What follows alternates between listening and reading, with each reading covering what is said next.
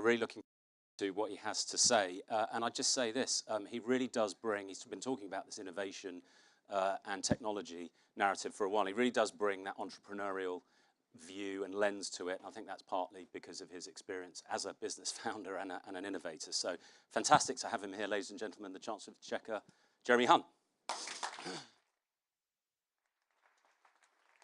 Thanks, Con.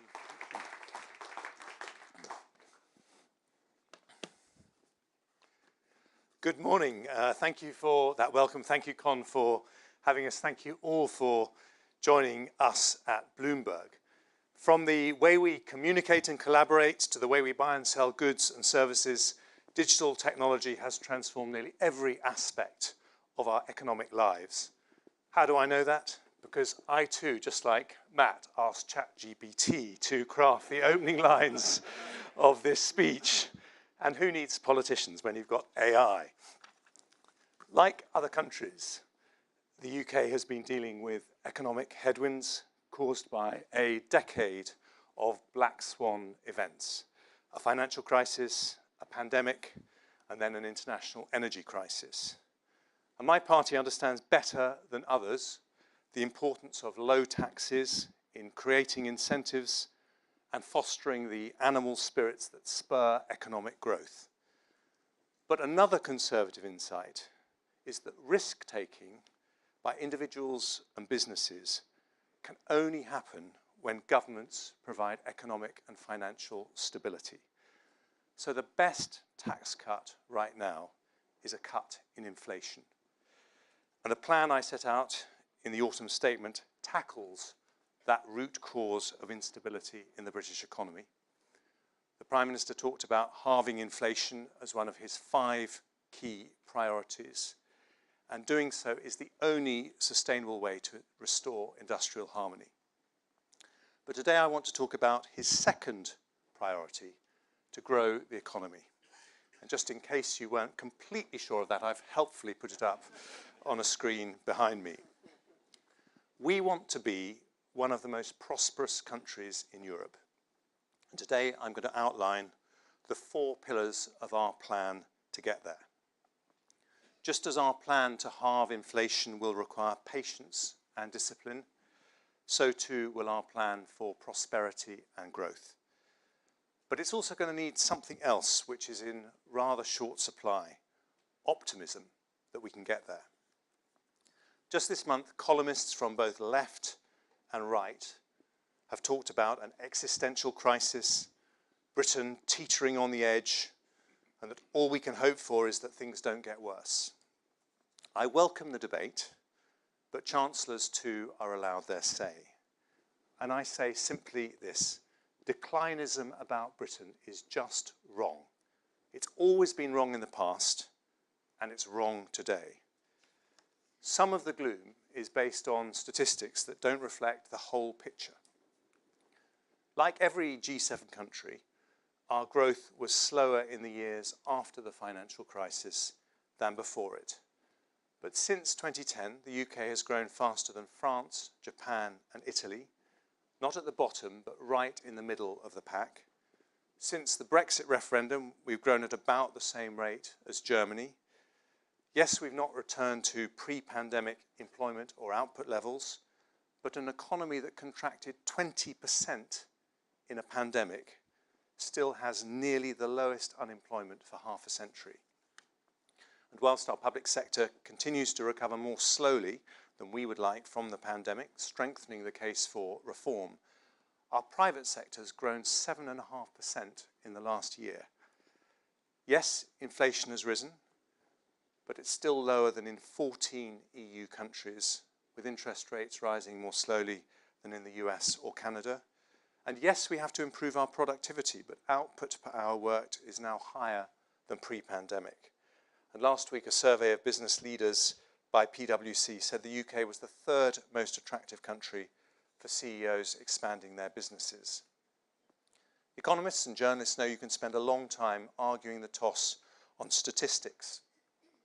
But the strongest grounds for optimism comes not from debating this or that way of analysing data, but from what we've been hearing about this morning, our long-term prospects. because when it comes to the innovation industries that will shape and define this century, the UK is powerfully positioned to play a leading role. Let's just look at some of them. In digital technology, as we heard from Michelle, we have become only the third economy in the world with $1 trillion sector. We've created more unicorns than France and Germany combined, with 8 UK cities now home to 2 or more unicorns. The London-Oxford-Cambridge triangle has the largest number of tech businesses in the world outside San Francisco and New York. PwC say that UK GDP will be up to 10% higher in 2030 because of AI alone. FinTech attracted more funding last year than anywhere in the world outside the US. Or life sciences, where we also have the largest sector in Europe and a brilliant advocate with our superb Science Minister, George Freeman. We produced one of the world's first COVID vaccines, estimated to have saved more than 6 million lives worldwide. We identified the treatment most widely used to save lives in hospitals, saving more than 1 million lives across the globe. We're behind only the US and China in terms of high-quality life science papers published, and every one of the world's top 25 biopharmaceutical firms has operations in the UK. Another big growth area is our green and clean energy sector. The UK is a world leader here, with the largest offshore wind farm in the world. Last year, we were able to generate an incredible 40% of our electricity from renewables. And on one day, a rather windy December the 30th, we actually got 60% of our electricity from renewables, mainly wind. McKinsey estimate that the global market opportunity for UK green industries could be worth more than £1 trillion between now and 2030. And we're proceeding with a new plant at Sizewell C, led by our brilliant business secretary, who also spoke very wisely and surprisingly classically earlier on. And I could also talk about our creative industries, which employ over 2 million people, grew at twice the rate of the UK economy in the last decade, and have made the UK the world's largest exporter of unscripted TV formats, helped give us a top 3 spot in the Portland Soft Power Index. Or our advanced manufacturing sector, key to exports, where we produce around half the world's large civil aircraft wings and its biggest aero engines, as well as around half the world's Formula One Grand Prix cars. And the golden thread running through the industries where Britain does best is innovation. Amongst the world's largest economies, the Global Innovation Index ranks us 4th globally. Those innovation industries now account for around 1/4 of our output. They've been responsible for nearly all our productivity growth since 1997. And they're also the reason that all of you are here. In the audience, we've got leaders from Meta, Microsoft, Amazon, Apple and Google, the world's largest tech companies, all with major operations in the UK. We've got Monzo and Revolut, shining examples from our world-beating fintech sector. We have founders and CEOs from some of our most exciting UK technology companies like Proximi and Matilon. You are vital for Britain's economic future, but Britain is vital for your future too. So I want to ask all of you to help our country achieve something that is both ambitious and strategic. I want to ask you to help turn the UK into the world's next Silicon Valley. What do I mean by that? If anyone is thinking of starting or investing in an innovation or technology-centered business, I want them to do it here. I want the world's tech entrepreneurs, life science innovators, and green tech companies to come to the UK because it offers the best possible place to make their visions happen. And if you do, we will put at your service not just British ingenuity, but British universities to fuel your innovation, Britain's financial sector to fund it, and a British government that will back you to the hilt. Our universities are ranked 2nd globally for their quality and include 3 of the world's top 10. In order to support the groundbreaking work they do in so many new fields, the government has protected our £20 billion research budget, now at the highest level in history. And as you look for funding to expand, we offer one of the world's top 2 financial hubs and the world's largest net exporter of financial services. The capability of the City of London, combined with the research strengths of our universities, makes our aspiration to be a technology superpower not just ambitious, but achievable. And today I'm here to say the government is determined to make it happen. But like any business embracing new opportunities, we should also be straight about our weaknesses. Structural issues like poor productivity, skills gaps, low business investment, and the over-concentration of wealth in the southeast have led to uneven and lower growth. Real incomes haven't risen by as much as they could as a result. Confidence in the future, though, starts with honesty about the present. So we want to be one of the most prosperous countries in Europe, and today I want to set out our plan to address those issues. That plan, our plan for growth, is necessitated, energised, and made possible by Brexit. The desire to move to a high-wage, high-skill economy is one that's shared on all sides of that debate. And we need to make Brexit a catalyst for the bold choices that will take advantage of the nimbleness and flexibilities that it makes possible. So this is a plan for growth. It's not a series of measures or announcements, which will have to wait, I'm afraid, for budgets and autumn statements in the years ahead. But this plan is a framework against which individual policies will be assessed and taken forward. And I set out that plan, those priorities, under 4 pillars. They build on the people, capital, ideas themes set out by the Prime Minister last year in his May's lecture, and as such are the pillars essential for any modern innovation-led economy. For ease of memory, the 4 pillars all happen to start with the letter E, the 4 E's of economic growth and prosperity, and they are enterprise, education, employment, and everywhere. So let's start with the first E, which is enterprise. If we're to be Europe's most prosperous economy, we need to have, quite simply, its most dynamic and productive companies. Now, there's a wide range of literature citing the importance of entrepreneurship on business dynamism, whereby more productive firms enter and grow and less productive firms shrink. But I don't just believe the theory, I've put it into practice. I set up and ran my own business for 14 years. It was one of the best decisions I ever made, and I actually owe it to Margaret Thatcher and Nigel Lawson. Because by the time I got to university and was thinking about my career options, they had changed attitudes towards entrepreneurship. Had they not, I would probably have ended up in the city or the civil service. Instead, I took a different route to end up in the Treasury, less the fast stream, more the long way round.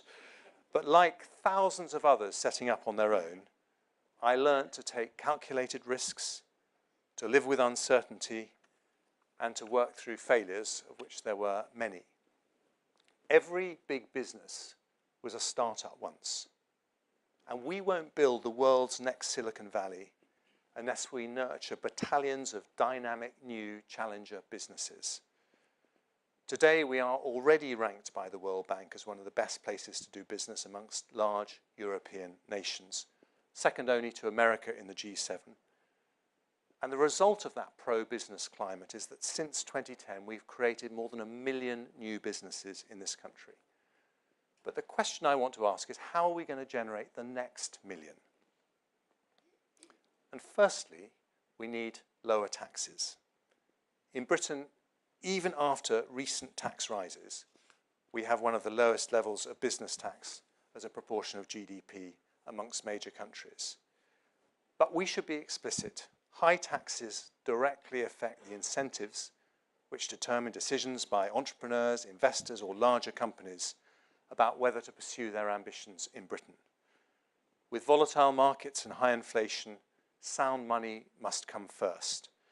But our ambition should be to have nothing less than the most competitive tax regime of any major country. That means restraint on spending. In case anyone is in any doubt about who will actually deliver that restraint to make a low-tax economy possible, I gently point out that in the 3 weeks since Labour promised no big government chequebook, they've made £45 billion of unfunded spending commitments. But it isn't just about lower taxes.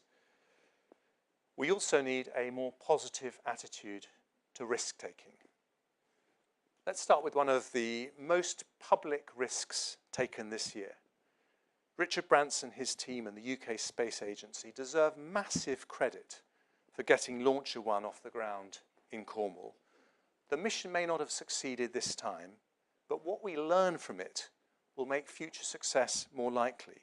And we should heed the words of Thomas Edison, who said, "I haven't failed 10,000 times.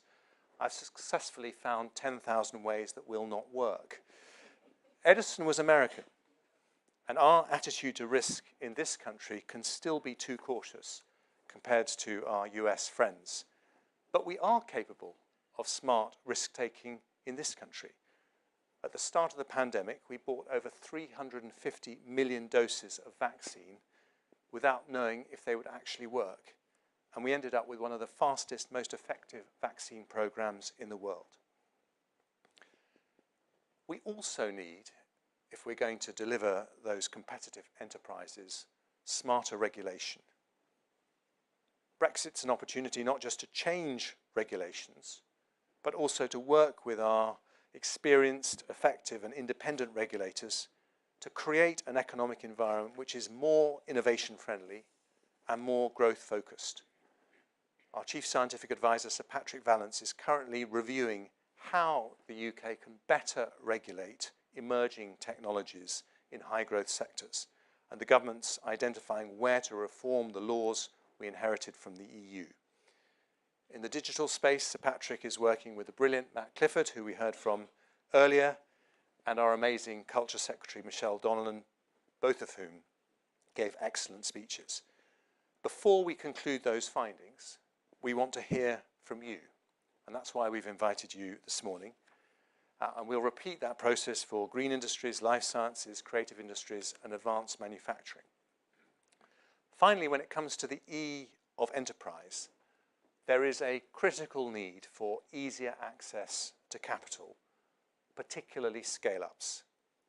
I'm supporting important changes to the pensions regulatory charge cap. I've used the regulatory flexibility provided by Brexit to change the Solvency II regulations, which will begin to be implemented in the coming months. Alongside other measures announced in the Edinburgh reforms, this could unlock over £100 billion of additional investment into the UK's most productive growth industries. But there's much more to be done, and I want to harness the ideas and expertise in this room to turn the E of enterprise into an enterprise culture built on low taxes, reward for risk, access to capital, and smarter regulation. Now, the next E is education. And this is an area where we have made dramatic progress in recent years, thanks to the work of successive Conservative education ministers.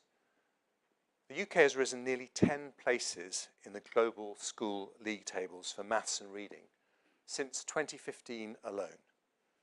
Our teachers and lecturers are some of the very best in the world. As the Prime Minister said, having a good education system is the best economic, moral and social policy any country can have. And that's why in the autumn statement we gave schools an extra £2.3 billion of funding, and why the Prime Minister recently prioritised the teaching of maths until 18. But there is much to improve. We don't do nearly as well for the 50% of school leavers who don't go to university as we do for the ones who do. We have around 9 million adults with low basic literacy or numeracy skills. Over 100,000 people leaving school every year unable to reach the required standard in English and maths. And that matters. We are becoming an adaptive economy in which people are likely to have to train for not one, but several jobs in their working lives. Not having basic skills in reading and maths makes that difficult, sometimes impossible. And equally important is what happens beyond school. We've made progress with T-levels, boot camps and apprenticeships, and Sir Michael Barber is advising the government on further improvements to the implementation of our reform agenda. And we want to ensure our young people have the skills that they would get in Switzerland or Singapore. If we want to reduce dependence on migration and become a high-skill economy, the E of education will be essential. And that means ensuring opportunity is as open to those who don't go to university as to those who do. So, Silicon Valley enterprises, Finnish and Singaporean education and skills. Let me now turn to the third E, which is employment. If companies can't employ the staff they need, they can't grow. High employment levels have long been a strength of our economic model. Since 2010, we have seen a record employment rate, the lowest unemployment in nearly 50 years, and labour market participation at an all-time high. Partly thanks to the coalition reforms of a decade ago, we are at 76% employment levels, higher than Canada, the US, France, or Italy. But the pandemic has exposed weaknesses in our model. Total employment is nearly 300,000 people lower than pre-pandemic, with around 1/5 of working-age adults economically inactive. Excluding students, that amounts to 6.6 million people, an enormous and shocking waste of talent and potential. Of that 6.6 million people, around 1.4 million want to work, but a further 5 million don't. So it's time for a fundamental programme of reforms to support people with long-term conditions or mental illness to overcome the barriers and prejudices that prevent them from working. We will never harness the full potential of our country unless we unlock it for each and every one of our citizens. Nor will we fix our productivity puzzle unless everyone who can participate does. So to those who retired early after the pandemic or haven't found the right role after furlough, I say Britain needs you, and we will look at the conditions necessary to make work worth your while. That's why employment is such a vital third E. Enterprise, education, employment. 3 key components for our long-term prosperity. And I conclude with my final E, everywhere.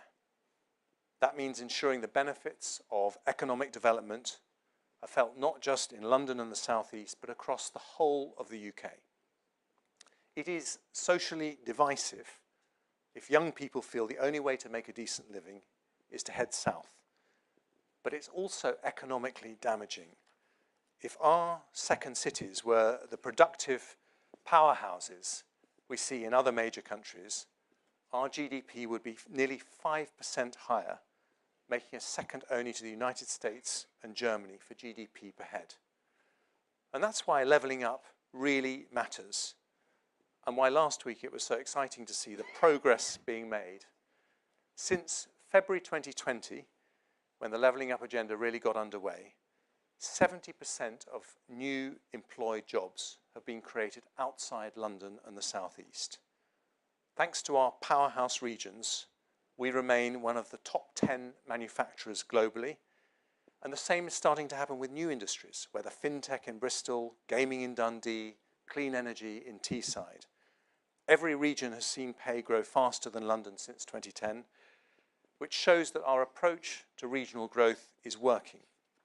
But there's much more to do. And whilst government grants can play a galvanising role, they aren't the whole answer. We also need the connectivity that comes from better infrastructure. That's why in the autumn statement we protected key projects like HS2, East-West Rail and Core Northern Powerhouse Rail. Digital connectivity matters as well, which is why under Michelle's leadership, full fibre broadband is now available to more than 40% of homes in the UK. Last year, 4 million more premises got access, with the biggest increases in Scotland and Northern Ireland. But the E of everywhere has to be about local wealth creation as much as about local infrastructure. So this year we will announce investment zones, mini Canary Wharfs, supporting each one of our growth industries, each one focused in high potential but underperforming areas, in line with our mission to level up. They'll be focused on our research strengths, executed in partnership with local government, with advantageous fiscal treatment to attract new investment. And we'll shortly start a process to identify exactly where they'll go. But spreading opportunity everywhere needs local decision-making alongside local infrastructure and local enterprise. So we must also give civic entrepreneurs more ability to find and fund their own solutions without having to bang down a Whitehall door. Shortly, over 50% of the population of England will be covered by a devolution deal, and 2/3 covered by a unitary authority, and that's a very important part of that. But we need to move more decisively towards fiscal devolution so that fantastic local leaders like Ben Houchen and Andy Street have the tools they need to deliver for their communities. So 4 E's: enterprise, education, employment, everywhere. 4 E's to unlock our national potential to be one of Europe's most exciting, most innovative, and most prosperous economies. Bill Gates is supposed to have said people overestimate what they can do in 1 year and underestimate what they can do in 10. When it comes to the British economy, we're certainly not going to fall into that trap. We will remember the essential foundation on which long-term prosperity depends, namely the sound money that comes from bringing down inflation. But right now starts our longer-term journey into growth and prosperity. World-beating enterprises to make Britain the world's next Silicon Valley. An education system where world-class skills sit alongside world-class degrees. Employment opportunities that tap into the potential of every single person so businesses can build the motivated teams they need. And as talent is spread everywhere, so we will make sure opportunities are as well. Yes, there are many structural challenges to address, and working through our 4 pillars, we will do just that, never forgetting, though, the combination of bold ingenuity and quiet confidence that defines our national character. Ladies and gentlemen, being a technology entrepreneur changed my life. Being a technology superpower can change our country's destiny. So let's make it happen. Thank you very much.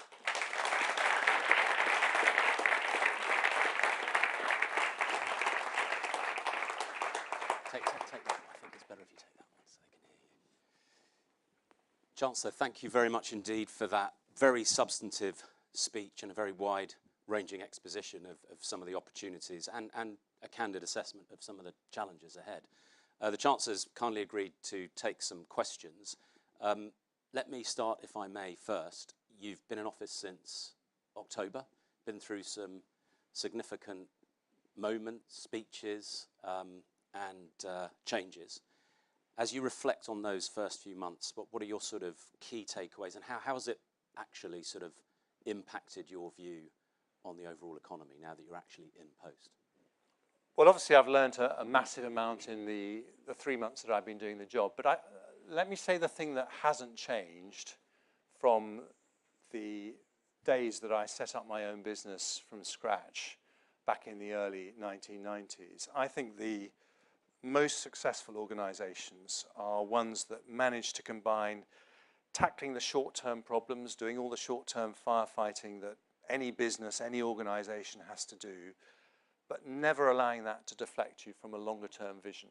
And what I'm trying to outline today is what that longer-term vision is and We know that we have to deliver on these 5 priorities. They are the British people's priorities, and as far as the economy is concerned, getting inflation down is absolutely central, and we won't stop at anything to do that. But we also know that if we're going to unlock our potential, we have to do more than that. And by the way, this is a project that is not going to happen in the next 18 months or the time span before the next election. And really what I'm trying to say is there is an incredible opportunity for us as a country, and we've just got to grab it. And there are things we can do now as steps on that journey, even if we're not going to get all the way there.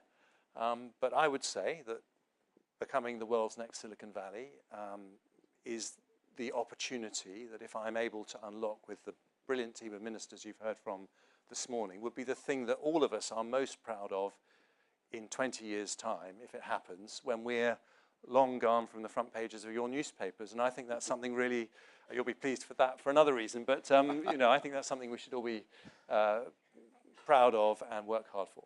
Thank you. Let's get into the questions that Chancellor's kindly agreed to take. Joe Hills from ITV. Is Joe here? Yep, there's a roving mic. It will be with you shortly. There you go. Thank you very much. It's Joel Hills from ITV News. Chancellor, you are a glass half full man, and quite right too. That's good to see. I want to pick up on the point you made about declinism. The evidence clearly shows that, as you point out, many countries have struggled with low growth in the last decade or so. The evidence also shows that the UK is towards the back of the pack. The evidence also shows that since 2010, the typical household in the UK has seen their living standards fall relative to countries we like to compare ourselves to, like France and Germany. Your speech suggests you don't acknowledge these things. If you can't see the problem, Chancellor, why would voters believe that you can fix it? Joe, I think... Joel, sorry. John, sorry. No, Joel. Joel. Third time. Joel. Let's get that bit right, at least. I think you're completely wrong. My entire speech is about how we deal with the productivity paradox, which has been at the heart of why we haven't seen that growth in real incomes. If we don't invest in improvements in our education system, improvements in our skills, if we don't find opportunities for the millions of people who could work, could contribute to our economy, but don't at the moment, we're not going to solve that productivity paradox. And I don't think it matters if you're on the left or on the right. Economists agree that is the central issue. If we address the 4 pillars that I talk about, we solve that, we can start to see a sustained growth in real incomes. And I would just say that if you look at what's been happening, I don't accept that we're towards the back of the pack compared to what other countries are saying. I think any accurate examination of the statistics says that we've been affected in broadly the same way as our peer countries. The difference is our long-term opportunity. Just last year, becoming the world's 3rd trillion-dollar tech economy shows that even in really difficult times, we can make incredible progress. Jim Pickard, Financial Times. Mike for Jim. Quick question. First, have you ever paid a penalty to HMRC? And then the wider question is, Britain is under pressure from the Inflation Reduction Act in the US with over £300 billion of subsidies for green industries. We now have a backlash from the EU with Brussels gathering European countries to do similar activities. All we've heard so far from ministers is complaints that this is all terribly unfair. I know you don't want to talk about specific measures in your budget, but is the government thinking hard about how to do something to help British green businesses and industries which is facing this major threat? Thank you. Thank you, Jim. On your first question, I'm not going to talk about my personal tax affairs, but I don't think there's anything you'd find interesting to write about, if I can put it that way. On your second question, yes, we have some concerns about the Inflation Reduction Act. And the reason is because we believe in free trade, and we believe that if we're going to get to net zero, which is extremely important, we will be more effective if we exploit the competitive advantage that we have, that the United States have, that Asian countries, that EU countries have. We will get there faster and more cheaply than we would otherwise do.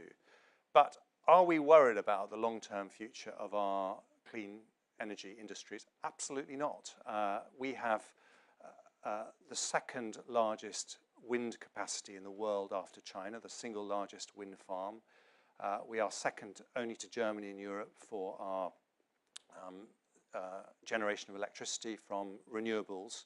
We have a massive amount of investment, and we have a massive queue of people who would like to invest more. So we've got great opportunities. I'm sure we're going to sort out those problems, but we have said clean energy is one of our 5 key sectors. And by the way, nuclear is a very important part of that. And despite the financial constraints, we prioritize Sizewell to show that we're going to make progress in that area too. Paul Kelso, Sky News. Paul, around. Hi, Chancellor. Paul Kelso, Sky News. You've talked about honesty and you've talked about Brexit. The reality of Brexit for many companies is delays, red tape, additional costs. They can't hire the people they want to come to this country, and you can't stop the people you don't want to come to this country. Would it not be more honest to acknowledge that Brexit is failing on its own terms for business, and those terms need to be readdressed? No. And I think if you look at the facts, our growth has been, as I said in the speech, about the same as Germany since the Brexit referendum. It's a big change in our economic relations with our closest neighbours, and of course that is going to need adaptation, and of course there is some short-term disruption. But I think it's completely wrong to just focus on that without looking at the opportunities. For example, in the autumn statement, the Solvency II reforms, which are only possible because of regulatory flexibilities that we wouldn't have had inside the EU, mean that we will unlock potentially over £100 billion of investment into the industries represented by people in this room. So in the end, Brexit is a choice, it's an opportunity, and we can make it an incredible success, and I believe we will. Harry Cole from The Sun. Good morning, Chancellor. Thank you. I noticed you didn't answer the specifics of Jim's question there. Can I just push you on that? Have you ever paid a tax penalty to HMRC? And on a theme, the Prime Minister last week said that tax cuts this year would be idiotic. Do you agree with that sentiment? And if I may, the Transport Secretary said last year that HS2 Phase 1 to Birmingham was on time and on budget. Do you share his optimism, or will we be seeing you open the Treasury's famously generous coffers to get it back on track? Well, I think it was a good way of squeezing 3 questions into one, Harry. I'll repeat what I said to Jim, that I'm not going to talk about my personal tax affairs. By the way, I don't think that people at home are remotely interested in personal tax affairs. They're interested in these things, and that's what the government needs to be focusing on. HS2 was a specific priority for me in the autumn statement. I think that it is a source of national embarrassment that the Japanese opened their first high-speed line between Tokyo and Osaka in 1964, 2 years before I was born. And I am incredibly proud that under a Conservative government, for the first time, we have shovels in the ground for the London to Birmingham part of HS2, and we are absolutely committed to showing that we can deliver big, important infrastructure projects. And by the way, I think they're extremely important for levelling up. And what was your third question? It was tax cuts. Well, look, the biggest and quickest tax cut that the Prime Minister and I can deliver for families up and down the country is to halve inflation. That is eating away at people's pay packets, their spending power. It's pushing up the price of the weekly shop. And that is something we can deliver quickly and will help everyone. We are committed, as I made very clear, to a low tax economy. And the difference between Conservatives and Labour is that we cut taxes when we can, they never do. And that's because we recognise that a low tax economy is one of the vital ingredients for dynamism, entrepreneurialism, to encourage people to take risks, and that's why we want to do it when the time is right. Dr. Nadine Hachak-Haram from Proximi. I hope I pronounced that correctly. Yes, you did. Thank you for that. Good morning. I'm asking this question really with 2 hats. One, as an NHS surgeon, but also as a CEO and founder of a digital tech company. We see digital health platforms as a growing industry here in the UK, and obviously they offer an incredible opportunity to provide solutions to some of the key challenges we're facing on the front line: workforce, productivity, quality and safety for patient care. What role do you see them playing? But more importantly, how will you support the adoption, translation and scale of these solutions across the NHS? Well, you know, this is absolutely something that I think has to be a huge priority. It was a big priority for me when I was Health Secretary. I started the NHS app, which became incredibly important during the pandemic. It's a huge priority for Steve Barclay. And what I would say to you as a surgeon is that globally we have a shortage of 2 million doctors, and we need to train more in the UK. But actually, we are not going to close that gap unless we embrace the opportunities of technology, both to help people work more efficiently administratively, so that surgeons don't find that they have an empty operating table because a patient hasn't arrived, but also because technology has a huge role in prevention and stopping people needing to go to hospital in the first place. So I think there's a huge opportunity. I also think there's a huge opportunity here in the UK, because despite the pressures that we see daily in the NHS, we happen to have the world's best digital health record for 50 million people. And if we can use that in a way that allows information to be shared, allows research to happen, we can offer something that just can't be offered by other countries. John Boomphrey from Amazon.